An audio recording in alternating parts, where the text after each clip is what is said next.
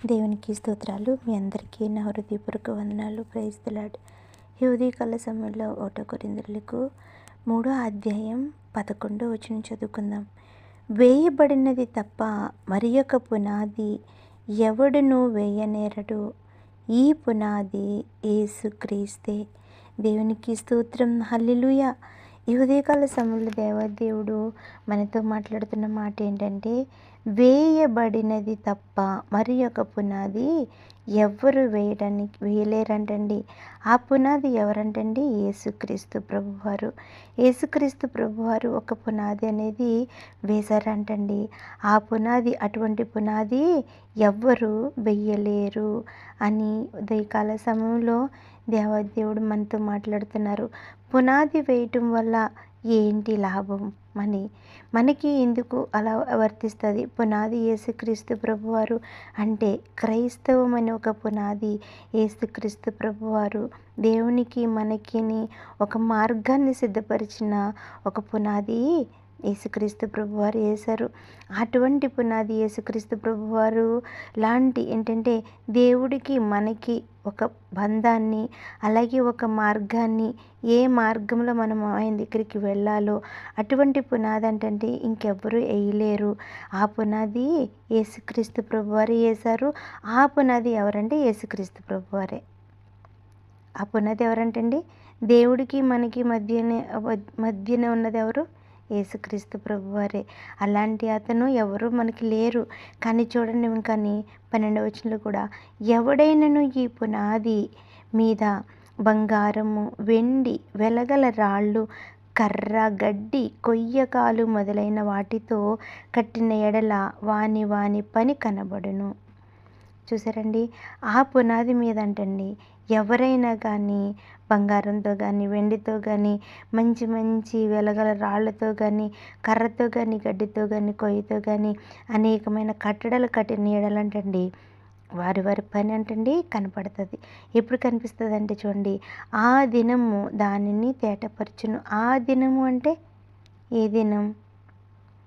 యేసుక్రీస్తు ప్రభువారు ఒక పునాది వేశారు కదండి. ఆ పునాది మీద మనమందరం ఒక కట్టడాలు కడుతున్నారు. అంటే ఎవరికి స్తోమత తగ్గట్టు, ఎవరి సామర్థ్యం తగ్గట్టు వారంటండి కట్టడాలు కడుతున్నారు. ఆ కట్టడాలు మంచివా చెడ్డవా అనేది ఎప్పుడు తెలుస్తుంది అంటండి? ఆ దినము. ఆ దినం అంటే దేవుడు వచ్చి రాకడ. అప్పుడు ఆయన మనకి తీర్పు తీర్చే దినాన్ని, ఆ దినాన్ని అంటండి ప్రతి వారు కట్టిన కట్టడాలకి ఏంటది, మంచిది కట్టారా, చెడ్డది కట్టారా, ఎటువంటిది కట్టారనేది ఆ దినాన్ని తెలుస్తుంది అంటండి. అది ఎలా తెలుస్తుందంటే అది అగ్ని చేత బయలుపరచబడును.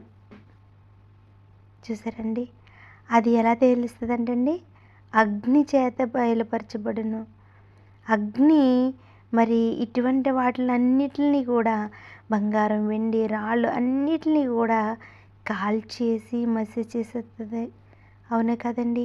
అప్పుడు కనుక మరి మనము యేసుక్రీస్తు ప్రభువారిని బండ మీద మనము కట్టడాలు కడుతున్నప్పుడు ఎటు రీతిగా మనం కట్టడాలు కడుతున్నామో మనము గుర్తెరిగి కట్టాలి. ఎందుకంటే ఆ దినాన్ని అది ఎలా తెలుస్తుంది అంటండి?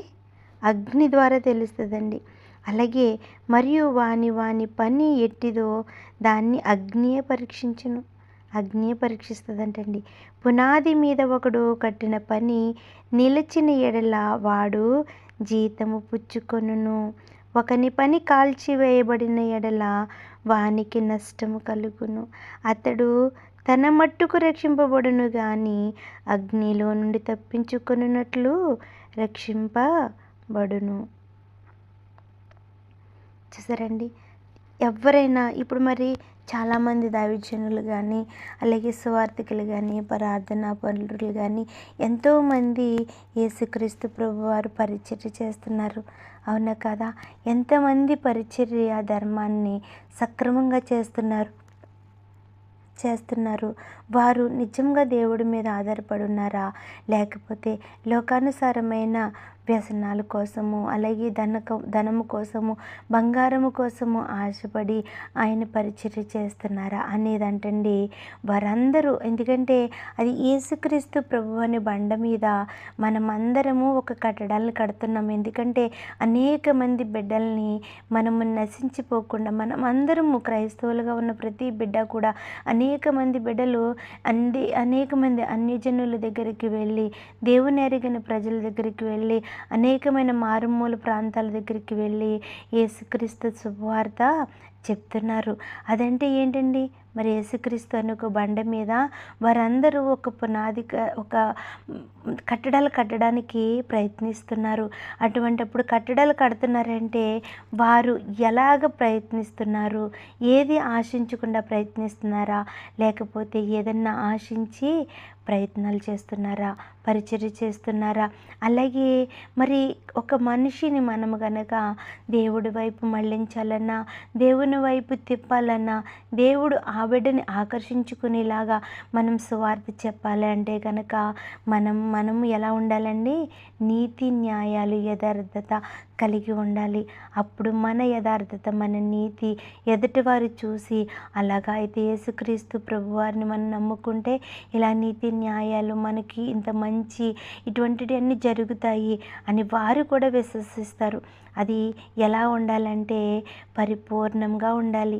ఏంటంటే మనము అగ్ని చేత